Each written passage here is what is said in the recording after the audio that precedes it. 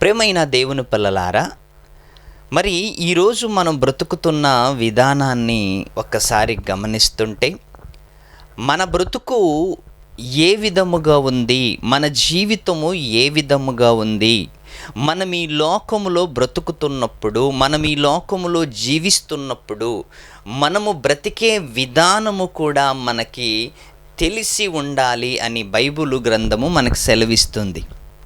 ఎందుకంటే అన్ని విషయాలు మనకి రావు ప్రియులారా, అన్ని విషయాలు మనకు రావు. ఎవరో నేర్పిస్తే వచ్చినవి కొన్ని సంగతులైతే, ఎవరో చేస్తుంటే చూసి నేర్చుకున్నవి కొంతైతే, ఎవరో మాట్లాడినవి విని బాగుపడినవి కొంత జీవితం. అందుకే మన జీవితంలో మనం ఈరోజు ఈ విధంగా ఉన్నాము అంటే ఎందరినో చూసుంటాం. మన జీవితంలో చూసుంటాం, ఎందరినో మనము ఆలోచించుంటాం, ఎందరి దగ్గర ఎన్నో విషయాలను మనము నేర్చుకొని ఉంటాము, ఎన్నో విషయాలను మనము నేర్చుకొని ఉంటాం ప్రియులారా. అలాంటప్పుడు బైబిల్ గ్రంథములో మనకి బైబిల్ గ్రంథము మనకి ఏ విధంగా నేర్పుతుంది? సమాజములో చూసి నేర్చుకున్నవి వేరు, సమాజములో చూసి మాటలు వినినవి వేరు, బైబిల్లో చదువుకొని నేర్చుకున్నవి వేరు. సమాజంలో రకరకాలైన మనుషులున్నారు, రకరకాలైన మాట్లాడే వాళ్ళు ఉన్నారు, రకరకాలైన ప్రవర్తన కలిగిన వాళ్ళు సమాజంలో ఉన్నారు. సమాజాన్ని దృష్టిలో పెట్టుకొని సమాజము ఆ విధంగా బ్రతుకుతుంది, నేను కూడా ఆ విధంగా బ్రతకాలని కాకుండా, ఎందుకంటే మనము ప్రత్యేకింపబడిన వాళ్ళం కాబట్టి, మనము దేవుని సేవలో ఎదుగుతున్న వాళ్ళము, మనము క్రైస్తవులము, మరి ముఖ్యంగా దేవుణ్ణి ఆరాధించటానికి వెళుతున్న వాళ్ళము, దేవుడంటే ఇష్టపడిన వాళ్ళం కాబట్టి మనం ఎక్కువ శాతము బైబిలు మనకి ఏం బోధిస్తుంది, బైబిలు మనము ఎలా ఉండాలని చెబుతుంది, అలాగ ఉండటానికి మనము ప్రయత్నము చేయాలి ప్రియులారా, అలాగుండటానికి ప్రయత్నం చేయాలి. ఇంకపోతే మనం ఈ భూమి మీద బ్రతుకున్నప్పుడు మనం జీవిస్తున్న ఈ చిన్న జీవిత కాలములో, ఈ రంగుల ప్రపంచములో, ఈ విశ్వములో, ఈ ఆరిన నేల మీద మనము ఏ విధముగా బ్రతకాలో అని బైబిలు మనకి పదే బోధిస్తుంది ప్రియులారా. అందుకే ఈరోజు కొన్ని విషయాలను ప్రత్యేకంగా మనము ఎవరితో ఎలా మాట్లాడాలి, ఎవరితో ఎలా ఉండాలి, ఎవరిని ఎలా పలకరించాలి, ఎవరితో ఎలా మాట్లాడితే బాగుంటుంది అన్న సంగతులను ఈరోజు బైబిల్ గ్రంథంలో నుంచి మనం నేర్చుకుందాం.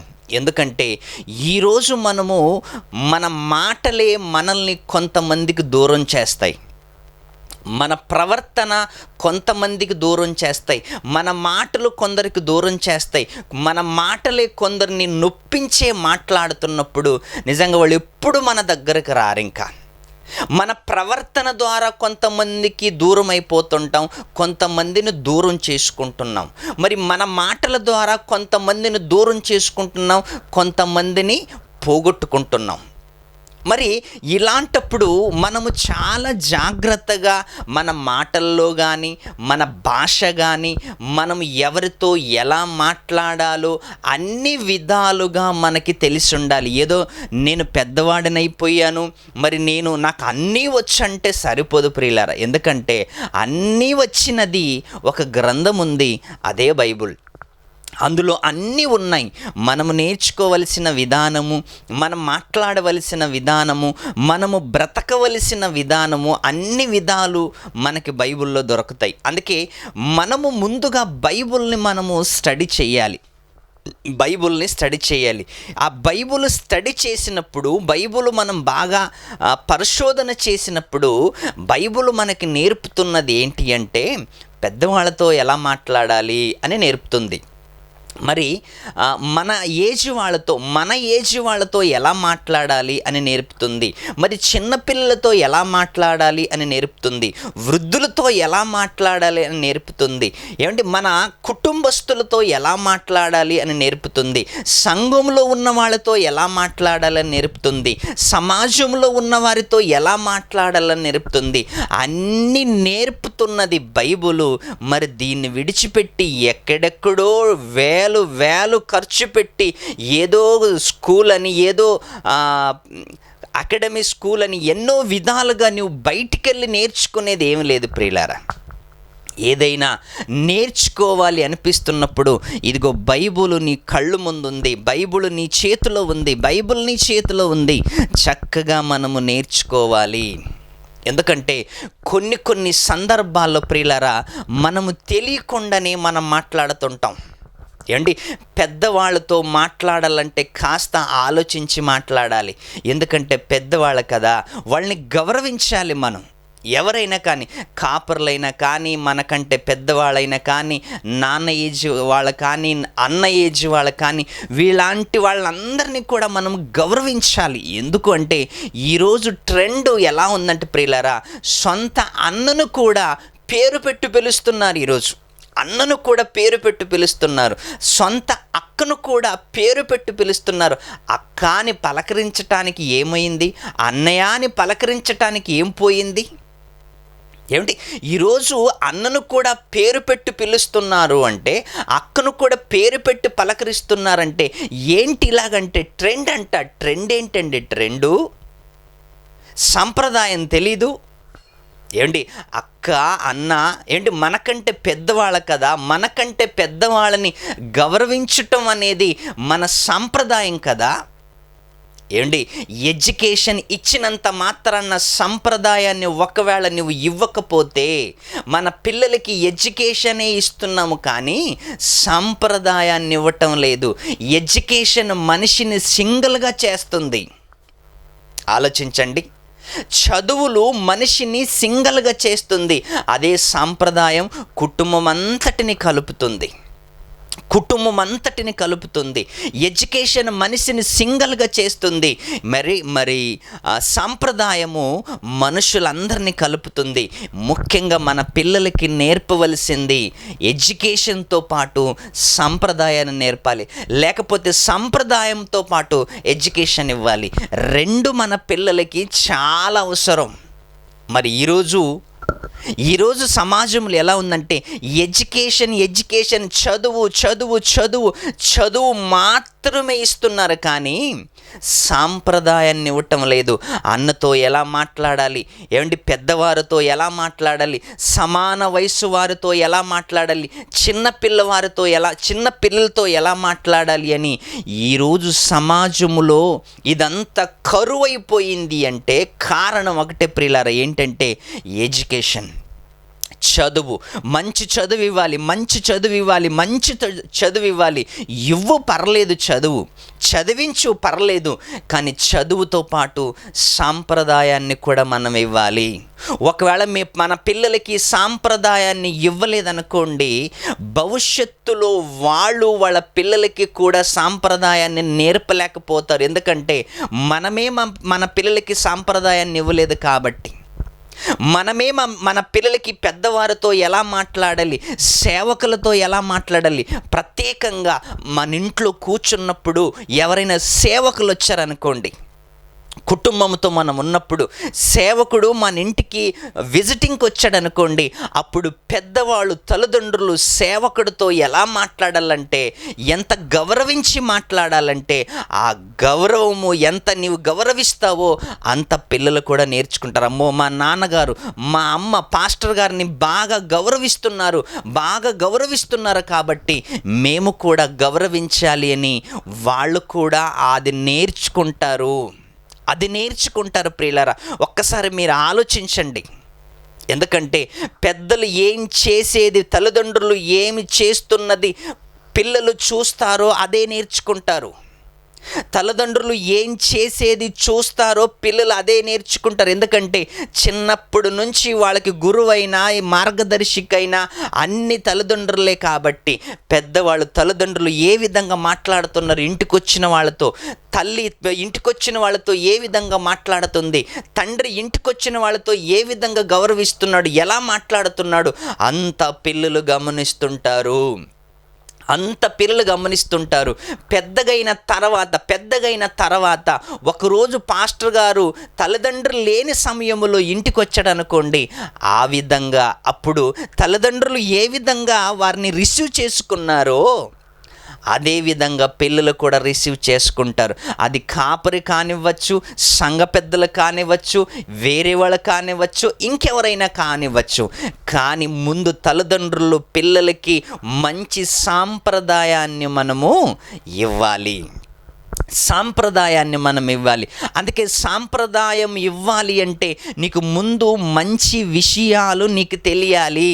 మంచి విషయాలు, మంచి ఆలోచనలు, మంచి బుద్ధి, జ్ఞానము ఇవన్నీ నీకు రావాలి అంటే నీవు బైబిల్ గ్రంథములో నుంచి ఎన్నో విషయాలు నువ్వు నేర్చుకోవాలి. సమయ సందర్భాన్ని బట్టి నువ్వు మాట్లాడాలి. ఏ సమయంలో నువ్వు నిలబడ్డావు, ఎవరి దగ్గర నిలబడ్డావు, ఎవరితో మాట్లాడుతున్నావు, ఇది నువ్వు ఆలోచించాలి. ఏమంటే చాలామంది మాట్లాడుతూ ఏకీవచనం మాట్లాడుతుంటారు. ఏకీవచనం అది ఏంటి అంటే నేను చేశాను, నేను వెళ్ళాను, నేను సాధించాను. ఇది చాలా తప్పు ప్రియులారా, ఇది చాలా తప్పు. ఎందుకంటే నేను అనే పదము ఎక్కడ వాడుకోవాలి అంటే నీ కుటుంబంలో నీవు వాడుకోవాలి. అన్ని సందర్భాల్లో నేను అనే పదము చాలా ప్రమాదకరం. నేను చేశాను, నేను సాధించాను, నేను చెప్పాను, నాది మంచిది, నేనే సాధించాను అని ఎంత నువ్వు నేను అనుకుంటున్నావో అది నీకు అంత ప్రమాదకరం. కలిసిపోవటానికి ప్రయత్నం చేయాలి, కలుపుకొని మాట్లాడటానికి ప్రయత్నం చేయాలి, కలుసుకొని మాట్లాడటానికి ప్రయత్నం చేయాలి. మనము చేద్దాం, మనం వెళదాం, మనం చేద్దాం, మనం ఆలోచిద్దాం. ఇది ఎలా ఉంటుంది? మనము చేద్దాం, మనం ఆలోచిద్దాం, మనము విందాం. దాన్ని విడిచిపెట్టి నేను చేస్తాను, నేను వింటాను, నేనే చేశాను, నా వల్ల జరిగింది, నేను లేకపోతే పని కాదు, ఇదంతా ప్రియులారా మనకే ప్రమాదకరం. అందుకే పిల్లలతో, యవనస్తులతో ఎక్కువగా యవనస్తులకి చక్కగా మాటలు నేర్పించాలి. ఎందుకంటే ఈరోజు యవనస్తులందరూ కూడా ఎలాగైపోయారంటే వాక్యము బొత్తిగా రాదు, వాక్యము నేర్చుకోరు, వాక్యము చదవరు, నేను అనే పదం ఎక్కువ వాడుతుంటారు ఈరోజు సమాజంలో. అది సంఘానికి మంచిది కాదు, మన కుటుంబానికి మంచిది కాదు, మన వ్యక్తిగత జీవితానికి కూడా మంచిది కాదు. కలుపుకొని మాట్లాడాలి. సంఘములో ప్రత్యేకంగా నువ్వు సంఘములో ఉన్నావంటే మనం చేద్దామండి, మనం మాట్లాడదామండి, మనం వెళదామండి, మనం కలిసి చేద్దామండి అన్న మాటలు మాట్లాడాలి. కానీ నేను అనటం తప్పు, నా సంఘం అనటం తప్పు, నాది అనటం తప్పు. మనది, మనవాళ్ళు అని సంఘములో ప్రబోధించాలి, మనం సంఘములో మాట్లాడాలి. మనం ఒక్కసారి మీరు ఆలోచించండి. నేను అనే పదాన్ని ఎక్కడ వాడాలో కూడా తెలియని వాళ్ళు ఎప్పుడు పడితే అప్పుడు నాది, నేను చేశాను, నేను వెళ్ళాను అని మాట్లాడుతుంటే అది మనకే ప్రమాదకరం. అందుకే నన్ను కలుపుకొని నేను మాట్లాడుతున్నాను. ఎందుకంటే ఎవరికైనా నేను చేశాను అనటం మంచిది కాదు, మనము చేశాము అనేది మనము నేర్చుకోవాలి. మనము చేశామనేది నేర్చుకోవాలి. సింగిల్ మాటే రాకూడదు. సంఘం ఎదగాలంటే సింగిల్ మాట ఉండకూడదు. సంఘం ఎదగాలంటే మనం అనే మాట రావాలి, మనం చేద్దామనే మాట రావాలి, మనం వెళదామనే మాట రావాలి. అప్పుడే నీ సంఘమైనా బాగుపడుతుంది, నీ కుటుంబమైనా బాగుపడుతుంది, నీ తోటి సహోదరులైనా బాగుపడతారు. ఎందుకంటే బైబిల్ ఒక చక్కటి విషయాన్ని మనకు నేర్పించింది ప్రియులారా. ఏం నేర్పించింది ఒక్కసారి మనం చదువుకుందాం. సామెతల గ్రంథం 15వ అధ్యాయం సామెతల గ్రంథము 15వ అధ్యాయము 23వ వచనంలో ఒక మంచి మాట సొలొమోను గారు వ్రాస్తున్న మాట, సొలొమోను గారు దైవ ప్రేరేపణతో వ్రాస్తున్న మాట. ఒక మాట చదువుకుందాం. 23వ వచనం, సరిగ్గా ప్రత్యుత్తరం ఇచ్చిన వానికి దాని వలన సంతోషము పుట్టును. సరిగ్గా ప్రత్యుత్తరమిచ్చు వానికి అవతల వాడికి సంతోషము పుట్టును. నువ్వు సరిగ్గా ప్రత్యుత్తరం ఇవ్వాలి. ఏముంటుంది బైబిల్లో? సరిగ్గా ప్రత్యుత్తరం ఇచ్చిన వానికి దాని వలన సంతోషము పుట్టును. సమయోచితమైన మాట ఎంత మనోహరము. సమయోచితమైన మాట ఎంత మనోహరము. సహోదరులు ఐక్యత ఉండట ఎంతో మనోహరము, ఎంతో మేలు. సహోదరులు కలుసుకున్నప్పుడు ఎలా ఉండాలి మాటలు తెలుసా? సహోదరులు కలుసుకున్నప్పుడు, పెద్దవారు కలిసినప్పుడు, సహోదరులతో కలిసినప్పుడు, చిన్నవాళ్ళతో కలిసినప్పుడు మన భాష ఎలా ఉండాలి? అందుకే ఈరోజు సంఘాలలో చాలా గొడవలు ఎందుకు ఎక్కువైపోతున్నాయంటే, సంఘాలలో విడిపింపులు, సంఘాలలో విడిపోతున్నారు. ఎందుకు అంటే చాలామందికి మాట్లాడటం రాదు కాబట్టి. సంఘాలు ఈరోజు ఎక్కువగా ఎందుకు విడిపోతున్నాయో తెలుసా? వాళ్ళు మాట్లాడే భాషను బట్టి, వాళ్ళు ఉపయోగించిన పదజాలను బట్టి, నేను అనే పదాన్ని బట్టి అవతలోడికి నచ్చక, అవతలోడు దాన్ని జీర్ణించుకోలేక సంఘాలు 2 ముక్కలైపోతున్నాయి. ఈరోజు సంఘాలు 2 ముక్కలయ్యి వాడి ద్వారా వాడిదే, ఈడి త్రావ వీడిదే, సంఘములో ఐక్యమత్యం లేక సంఘాలు ముక్కలవటానికి గల కారణం ఒకటి, మన భాష. నేను అనే భాష సంఘంలో ఉండకుండా మనము అనే భాష మనం ప్రయోగించాలి. మనము అనే భాషను మనము నేర్చుకోవాలి. నేను అనే భాషను మనం మర్చిపోవాలి. ఎందుకంటే అది మనది ఒక్కరిది కాదు, అందరిది. అందరూ కలుసుకొని చేసేది, అందరూ కలిసి చేసేది సంఘం. అలాంటప్పుడు నేను, నాది అని ఎప్పుడు మన నోటి నుంచి రాకూడదు ప్రియులారా. మన నోటి నుంచి రాకూడదు. సమయోచితమైన 23, సరిగ్గా ప్రత్యుత్తరం ఇచ్చిన వానికి దాని వలన సంతోషము కలుగును. నువ్వేదైనా మాటలు చెప్తున్నావంటే, ఏదైనా నువ్వు మాట చెప్తున్నావంటే అవతలోడికి ఆనందం కలగాలి. నిజంగా చాలా మంచి విషయం. దీన్ని మనమందరూ కలిసి చేద్దాం. కలిసి దేవుని వాక్యములో మనము సాగుదాం. కలిసి మీటింగ్ పెడదాం. కలిసి సువార్త చేద్దాం. కలిసి చర్చించుకుందాం. ఇది ఎక్కడుంది సమాజంలో? ఒకసారి ఆలోచించండి. సంఘాలు ముక్కలయ్యాయి అంటే కారణము సింగల్ వర్డ్ రావటం వలన, సింగల్ పదం రావటం వలన. సమయోచితమైన మాట ఎంత మనోహరము.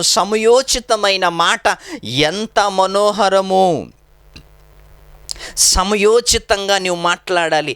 ఎప్పుడు పడితే ఏది పడితే అది మాట్లాడకూడదు. సంఘములో పెద్దవాళ్ళు ఉంటారు. సంఘములో వయసుకు గౌరవించాలి. సంఘములో వయసు అయిన వాళ్ళు ఉంటారు, ముసలి వాళ్ళు ఉంటారు. యవనస్తులు ఎలా మాట్లాడాలి? సంఘములో ఉన్న పెద్దలు యవనస్తులతో ఎలా మాట్లాడాలి? యవన స్త్రీలతో ఎలా మాట్లాడాలి? ఇవన్నీ మనము నేర్చుకోకపోతే, ఇవన్నీ మనకు రాకపోతే మనం ఏమనుకుంటాం? ఇవన్నీ మాకొచ్చులే అనుకుంటాం. కానీ వచ్చిన నీవు కొన్నిసార్లు అడ్డదారిలో వెళ్ళిపోతావు. కొన్నిసార్లు మాట్లాడుతున్నప్పుడు తడబడుతూ ఏం మాట్లాడుతుంటావో తెలియదు. తడబడుతూ మాట్లాడుతున్నప్పుడు ఎవరిపైన ఏం మాట్లాడుతుంటావో తెలియదు. అందుకే నిదానంగా మాట్లాడాలి అని బైబిల్ చెప్పింది. నిదానంగా మాట్లాడాలి, ఆలోచించి మాట్లాడాలి, తొందరపడి మాట్లాడకూడదు, ఆలోచించి మాట్లాడాలి. నువ్వు మాట్లాడటానికి నిదానించాలి అని బైబిల్ చెప్పింది. యాకోబు రాసిన పత్రిక చదువుకుందాం బైబిల్లో. ఎందుకంటే మనం ఏదైనా నేర్చుకోవాలి అనుకుంటే, మన బ్రతుకులో ఏదైనా నేర్చుకోవాలి, నేను ఎలా ఉండాలి, ఎలా ప్రవర్తించాలి, పెద్దవారితో ఎలా ఉండాలి అని నేర్చుకోవటం అనేది చాలా ప్రాముఖ్యమైనది ప్రియులారా. అది మనకు బైబిల్ నేర్పించింది. యాకోబు రాసిన పత్రిక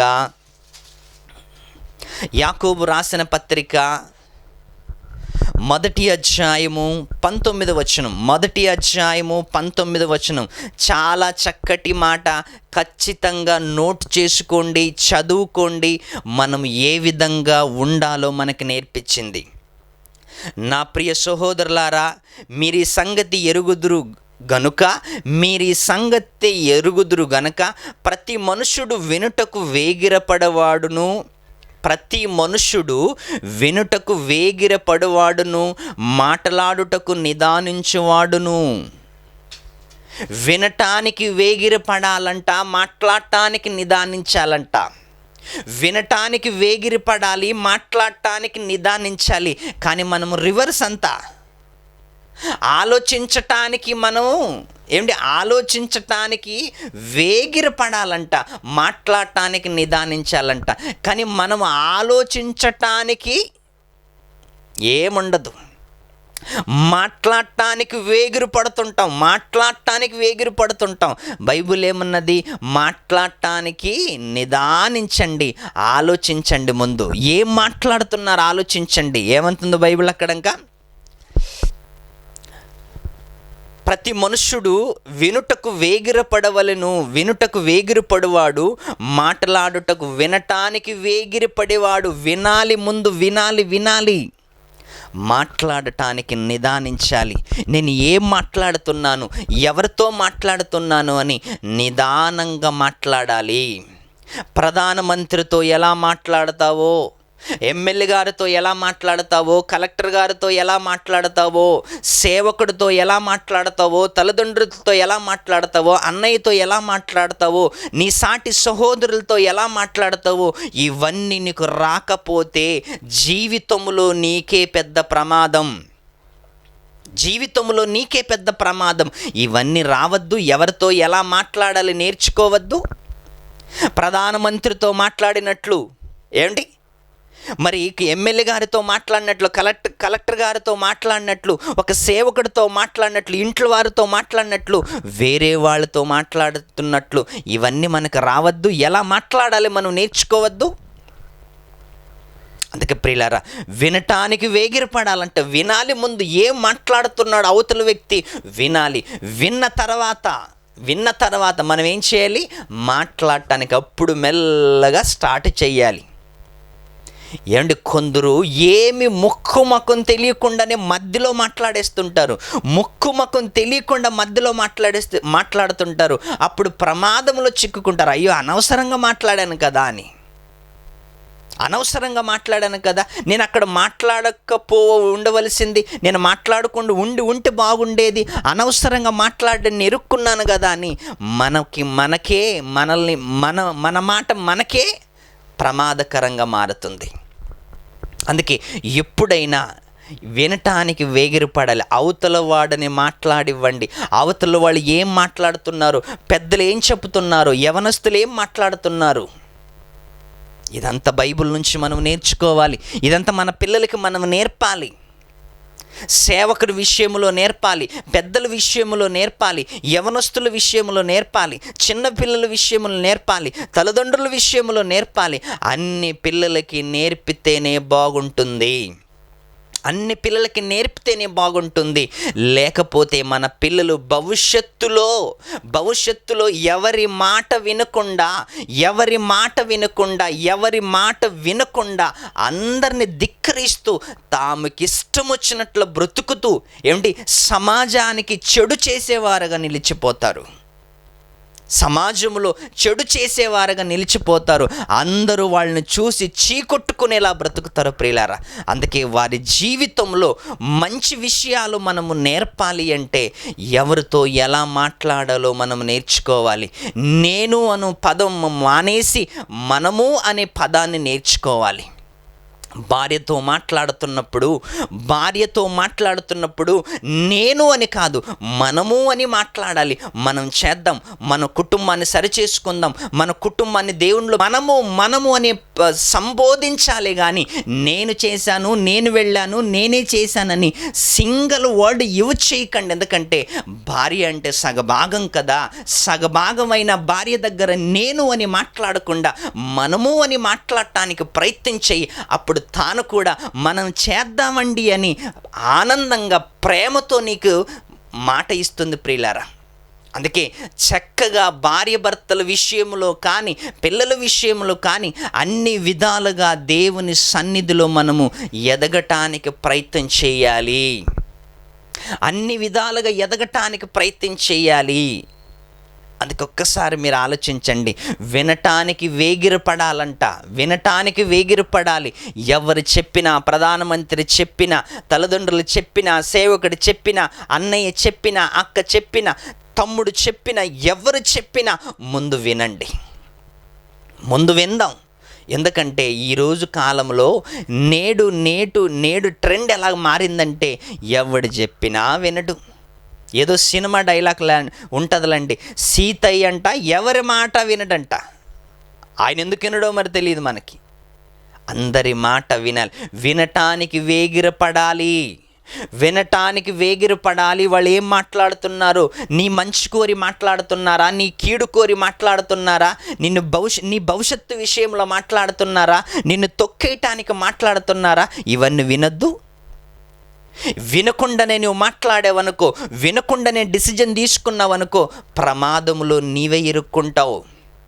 అందుకే ఎప్పుడైనా నువ్వు మాట్లాడాలంటే ముందు అవతల వాళ్ళది వినాలి. అవతల వాళ్ళది విన్న తర్వాతే నువ్వు ఏదైనా మాట్లాడాలి. అప్పుడే సమయోచితముగా మనోహరమైన మాటలు నీ పెదాలలో నుంచి బయటకు వస్తాయి, నీ పెదాలలో నుంచి బయటకు వస్తాయి. అప్పుడు దేవుని మాటలు ఇంకా అనేక మంది వింటారు ప్రియులారా. అందుకే ఒక్కసారి ఆలోచించండి. నీ మాట మనోహరంగా ఉండాలి అంటే, సమయోచితంగా ఉండాలి అంటే అవతల వాళ్ళది వినాలి.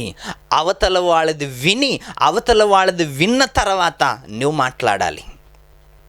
అనవసరంగా మాట్లాడొద్దు, అనవసరంగా డిసిజన్ తీసుకోవద్దు. సంఘములో కానీ, కుటుంబంలో కానీ, సమాజంలో కానీ, ఎక్కడైనా మనము అనే భాషను ఉపయోగిద్దాం. మనము అనే భాషతో సమాజాన్ని కలుపుదాం. సంఘాలలో విడిపోయిన వాళ్ళని కలుపుదాం. ఎందుకంటే మన జీవితంలో ఇక్కడ మనమందరూ కలిసి బ్రతకకపోతే, మనమందరూ జీవించకపోతే దేవుడి కోసం పరలోకానికి ఎలా వెళ్తాం? పరలోకానికి ఏం వెళ్తాం ప్రియులారా? ఒకసారి ఆలోచించండి. ఈ భూమి మీద ఉన్నప్పుడే మంచి నిర్ణయాలు తీసుకుందాం, మంచి ఆలోచనలతో సాగుదాం, మంచి మాటలతో సమాజంలో నిలుద్దాం. దేవుడిచ్చిన జ్ఞానాన్ని ధరించుకొని, దేవుడిచ్చిన జ్ఞానాన్ని నేర్చుకొని అనేకులకి ఈ వార్తను అందిద్దాం. అందుకే కదా నీవైనా నేనైనా ఈరోజు సజీవ లెక్కలో ఉన్నది. అందుకే దైవ మర్యాదను అనుసరించి, దైవికమైన మర్యాదను అనుసరించి, దైవ ఆలోచనలతో మనం అందరూ ముందుకు సాగాలి. అంటే దైవ ఆలోచనలతో మనం అందరూ ముందుకు సాగాలి. వినటానికి వేగిరపడాలి, మాట్లాడటానికి నిదానించాలి. నువ్వు మాట్లాడటానికి ఎంత నిదానిస్తావో అంత నీవు భవిష్యత్తులో నువ్వు ఎదుగుతూనే ఉంటావు. అంత భవిష్యత్తులో ఎదుగుతుంటావు. అనేకులు నీ మాటలు వినటానికి ఎదురు చూస్తుంటారు. అనేకులు మీ మాటలు వినటానికి ఎదురు చూస్తుంటారు. అనవసరంగా మాట్లాడేవనుకో నీ మాటలకి వాల్యూ లేకుండా పోద్ది, నీ మాటలకి వాల్యూ లేకుండా పోద్ది. అందుకే నీ మాటలు అవతల వాళ్ళు వినాలి అంటే సమయోచితంగా మాట్లాడు, నిదానించి మాట్లాడు. నిదానంగా మాట్లాడు, వినటానికి వేగిరపడు. ముందు విను. వినటం వలన విశ్వాసం కలుగుతుంది అని బైబిల్ చెప్పింది కదా. వినటం వలన విశ్వాసం కలుగుతుంది. వినాలి. వినకపోతే మనం ఏం మాట్లాడుతున్నామో అది మనకే ప్రమాదం. అందుకే కోర్టులో ముందు లాయర్ గారిది వింటాడు, ముద్దాయిది వింటాడు, అందరిది వింటాడు జడ్జి గారు. తర్వాత ఆయన మాట్లాడతాడు. అప్పుడు ఆయన మాటలకి వాల్యూ ఉంటుంది. ఎవరిని మాట్లాడనివ్వకుండా జడ్జి గారే మాట్లాడేశాడు అనుకోండి, ఏం వాల్యూ ఉంటుంది? అందుకే వినటానికి మనం వేగిరపడాలి, మాట్లాడటానికి నిదానించాలి. చక్కగా మనము సమాజంలో ఎదగాలని కోరుకుంటూ ఈ సమయాన్ని ముగిస్తూ సెలవు తీసుకుంటాం.